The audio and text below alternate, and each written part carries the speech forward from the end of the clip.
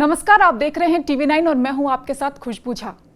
चुनावी रणनीतिकार प्रशांत किशोर की जन स्वराज पदयात्रा रविवार 2 जुलाई से एक बार फिर शुरू हो गई। प्रशांत किशोर की तबीयत खराब रहने की वजह से 15 मई से ये यात्रा रुकी हुई थी। समस्तीपुर में रोकी गई ये यात्रा फिर वहीं से शुरू हुई है। समस्तीपुर के मोरवा प्रखंड में पदयात्रा की शुरुआत हुई और इस दौरान भीड़ को संबोधित करते हुए प्रशांत किशोर ने कहा कि जन स्वराज पदयात्रा का उद्देश्य नए बिहार की बुनियाद रखना है।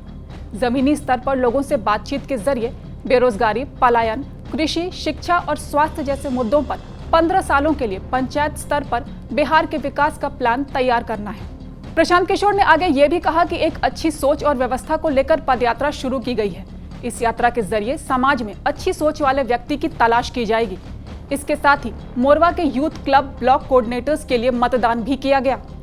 प्रशांत किशोर ने यह भी बताया कि इस पूरी पदयात्रा के दौरान कौन से 3 शब्द सबसे ज्यादा सुने गए।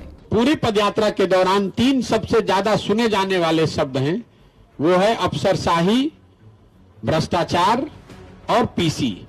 अफसरशाही से परेशान जनता, जो लोग भी मुझे मिलते हैं, चाहे वो गरीब व्यक्ति हो, जनप्रतिनिधि हो, सामाजिक आर्थिक तौर पर रसूख वाले लोग हों, समाज का हर वर्ग बिहार में अफसरशाही से परेशान है।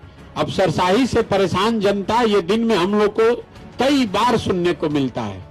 दूसरी बात भ्रष्टाचार का। सरकार का कोई ऐसा काम नहीं है, चाहे आपको जमीन का रसीद कटाना हो, या आपको पासपोर्ट बनवाना हो, या थाने में FIR कराना हो, समाज में पूरी तरह से इस बात की एक्सेप्टेंस है कि भाई कोई भी सरकारी काम बिना पैसा दिए, बिना घूस दिए आज की सरकार में आप नहीं करा सकते हैं। और तीसरी बात, सरकार की योजनाओं में व्यवस्थित तरीके से काटा जाने वाला पीसी, जो दलाली का नया नाम है बिहार में, पीसी। हर योजना में, चाहे वो योजना केंद्र की हो, राज्य की हो, दोनों की मिलीजुली हो, हर योजना में व्यवस्थित तरीके से पीसी का काटा जाना। तो अफसरशाही से परेशान जनता, बिहार सरकार के सारे ऑफिसेज में, कार्यालय में व्याप्त भ्रष्टाचार और सभी योजनाओं में काटे जाने वाला पीसी, ये 3 सबसे ज्यादा शब्द सुने जाने वाला। प्रशांत किशोर का कहना था कि बिहार आजादी के 75 साल बाद भी सबसे पिछड़ा राज्य है। गरीबी, अशिक्षा, बेरोजगारी और भ्रष्टाचार की वजह से लोगों का बुरा हाल है।